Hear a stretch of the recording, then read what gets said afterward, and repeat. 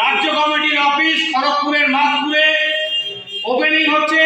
Opening করছেন all Bengal Trinamool PHE contractor workers ইউনিয়নের মাননীয় প্রেসিডেন্ট তথা ঝাড়গ্রাম আইটিডিউসি প্রেসিডেন্ট মাননীয় মহাশিস মাহাতো মহাশয়।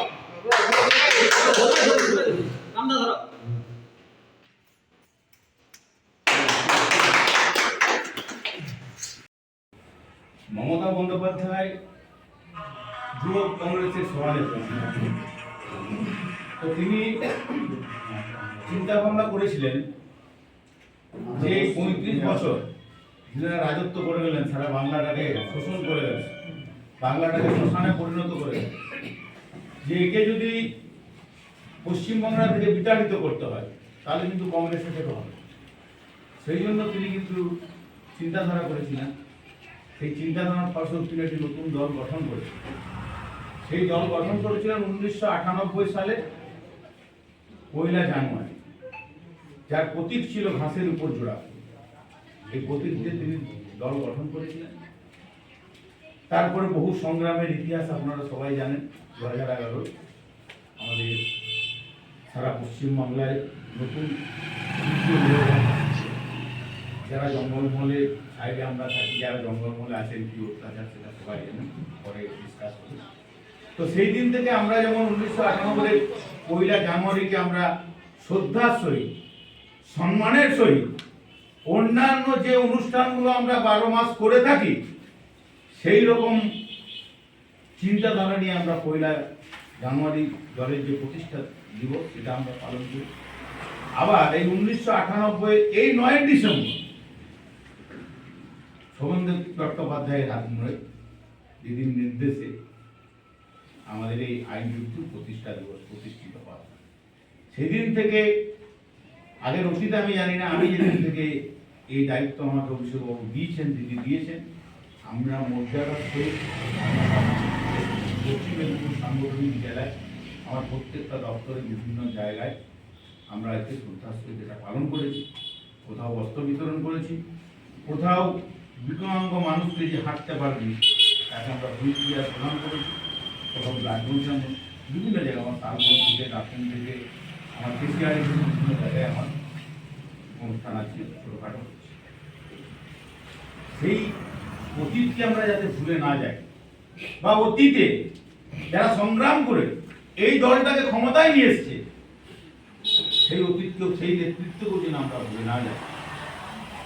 অনেক যুব সমাজ এগিয়ে এসছে, অনেক নেতৃত্ব এগিয়ে এসছেন, অবশ্যই ওই কাম করবে, কিন্তু আমরা যেমন আমার বাবাকে আমরা ভুলে যাইনি, সেরকম যারা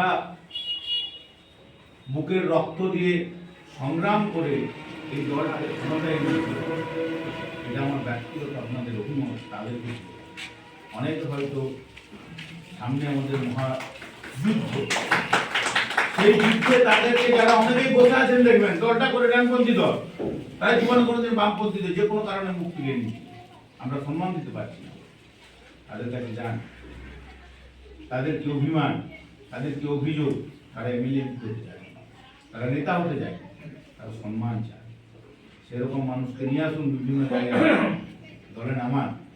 একটা কথা খেয়াল রাখবেন, 2026-এ যদি মমতা বন্দ্যোপাধ্যায় ক্ষমতা না আসে, এই দল যদি ক্ষমতা না আসে, 35 বছরের কি অত্যাচার দেখেছেন। বিজেপি সারা পশ্চিমবাংলার পশ্চিমবাংলাটাকে তছনছ করে দিয়েছে। আজকে আমরা ধর্মকে, যে যার প্রত্যেকটা ধর্মকে আমরা সম্মান দিয়ে আমরা রাজনীতি করি। আজ মুসলিম ভাইদের কোনো অনুষ্ঠানে ধর্মের আমরা যেরকম যাই, ধর্মটা তার কাছে, কিন্তু উৎসবটা আমাদের সবাই, আমাদের উৎসবে ওনারা যায়। এই যে ভ্রাতৃত্ব বোধ নিয়ে আমরা পশ্চিমবাংলায় আছি, এই 35 বছরের মমতা বন্দ্যোপাধ্যায়ের রাজত্বে আমরা শান্তিতে বসবাস করি। হয়তো এই পিএইচই ওয়ার্কার যারা আছেন অনেক সমস্যা আছে আমি জানি, তবে আজকে একটা ইউনিয়ন হয়েছে অল বেঙ্গল বিশেষে।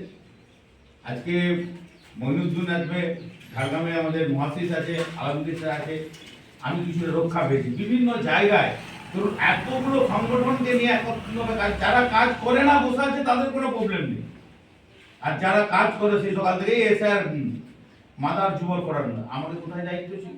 আমার দাঁতন, দাঁতন 1, দাঁতন 2, কেশিয়াড়ি, মোহনপুর, আমি আমার মতো করে কাজ করি। মন্ত্রী এসছেন আমাদের মলয় ঘটক, আমাদের মন্ত্রী, তার সঙ্গে থেকেছি, আমি আমার মতো করে কাজ করি।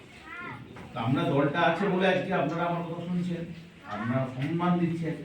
দলটা যদিও না থাকে আমি এমন একটা সিচুয়েশন তৈরি করে যাব আপনাদের সঙ্গে, আমি দলটা চলে গেল বা আমি ক্ষমতা থেকে চলে গেল, আপনাদের সঙ্গে আমার ভাতৃত্ব। একটা কথা মনে রাখবেন, দল করতে আসছেন, দলটা কারো পৈতৃক সম্পত্তি নয়, দলটা মমতা বন্দ্যোপাধ্যায়, অভিষেক বন্দ্যোপাধ্যায়ের দল। তিনি কাকে রাখবেন, কাকে বাদ দেবেন, তিনি চিন্তা ভাবনা করবেন। আপনি মানুষকে ভালোবাসবেন, মানুষের সঙ্গে ব্যবহার করবেন। আপনি ভগবান নন যে প্রত্যেকটা মানুষের প্রত্যেকটা সুরা করে দেবেন, প্রত্যেকটা কাজ আপনি করে দিতে পারবেন, সেটা না। কিন্তু আপনাকে চেষ্টা করতে হবে। সে আপনার কাছ থেকে একটু সম্মান চায়, সে আপনার কাছ থেকে একটু ভালোবাসা চায়। সকাল থেকে যদি আমার অফিস